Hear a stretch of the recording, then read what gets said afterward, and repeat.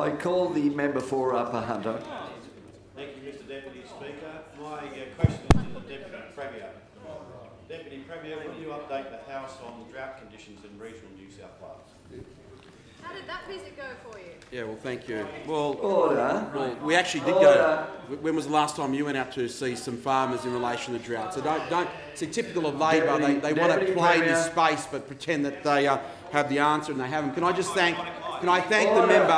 thank the member for Upper Hunter for his question, because it's a very serious question. It's a very serious question, especially from the Upper Hunter, places like Scone that are going through a very tough period. Farmers and landholders are going through a drought that's being compared to the 1982 millennium drought, a drought that impacts on farmers and landholders. And there is, as a government, we are committed to making sure we put in place support to support those landowners. And I thank the member for his question. This is not one that we should be playing politics on. This is not an issue that we should play joke about. It's a serious issue when nearly 30% of the state is now heading into or is in drought. There is no question this is an issue that is affecting farmers, but it's not just affecting farmers and stock. It's not just affecting farmers and their families, but it's affecting regional communities. It's more about the commodity itself. It's about people and communities. And those opposite, they just want to play politics and throw away lines as we've started this question time.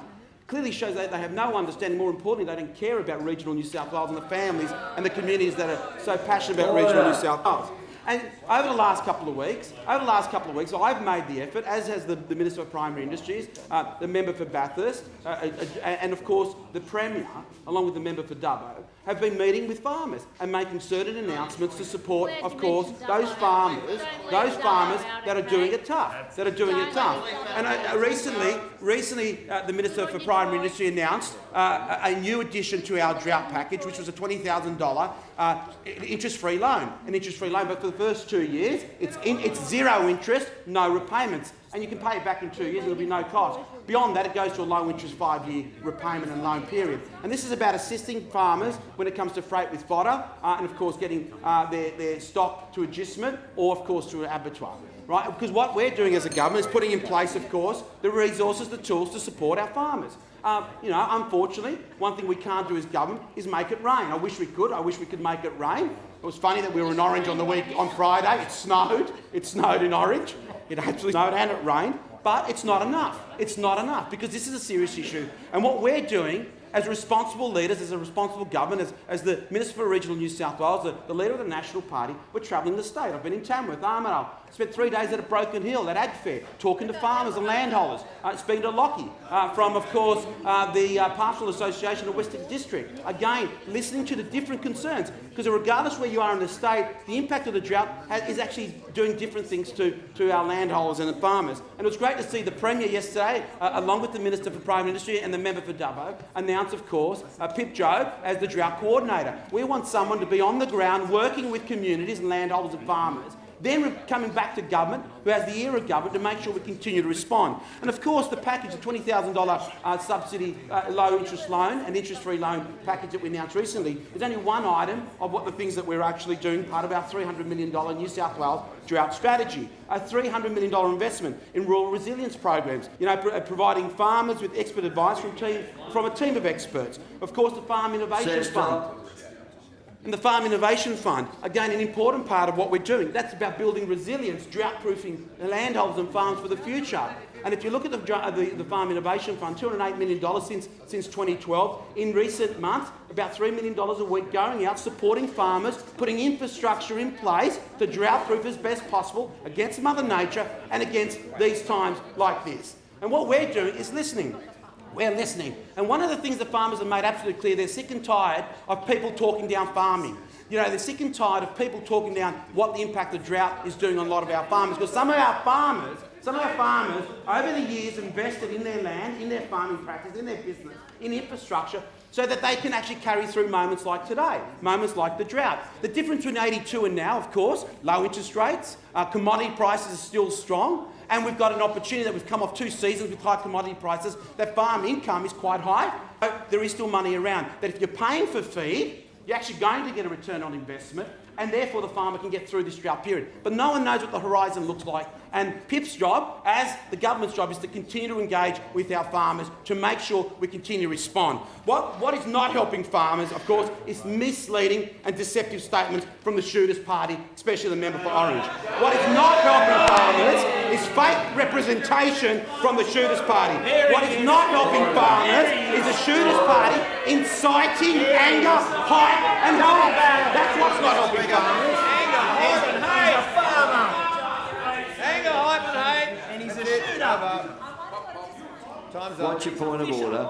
Point of order is What's your point of order? 75, the calling of a member by the name, to a full party name, Shooters, Fishers and Farmers. Because Mr Barrow knows that we are the party that supports and backs up for farmers. You just resume your seat. What did you just... Excuse me. What do you call him then? Mr Barrow. Well, back to your seat. Yeah, back to your seat. So you need to get the facts right too.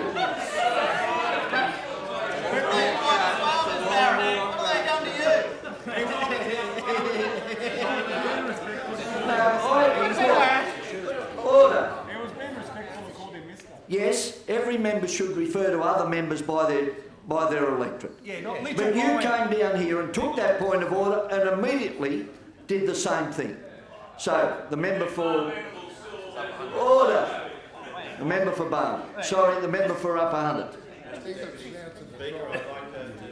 And you were standing before the time expired. Righto. Thank you. Further 2 minutes is granted. Thank you, Mr. Speaker, because the member for Orange hates being called out.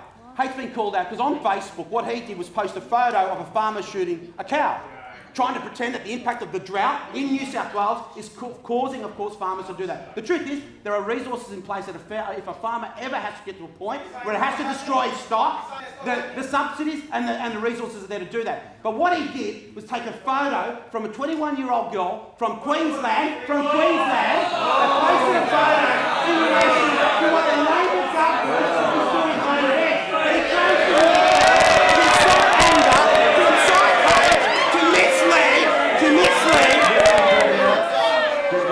Stop the clock, please. Mr Speaker, Standing Order 129, this is not relevant to the question. It's about questions and photos about being deceptive.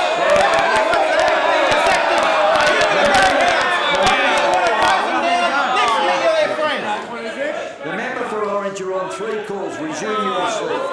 It's clear the member for Orange hates being called out because he used the photo in a deceitful way, to, of course, imply anger and hatred.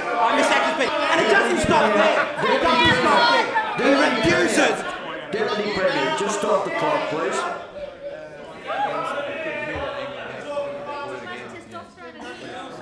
Stop drinking Gatorade before questions.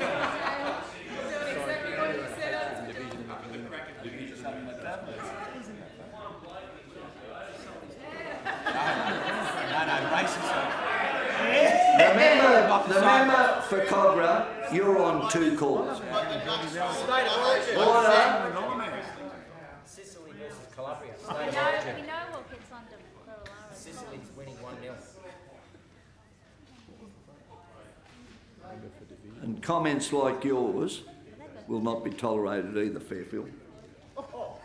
Righto, I call the Deputy Premier. And Mr. Acting Speaker, it wasn't just the first photo. He's refused to take down the photo, refused to acknowledge that he stole the photo from something else that had nothing to do with the drought in New South Wales.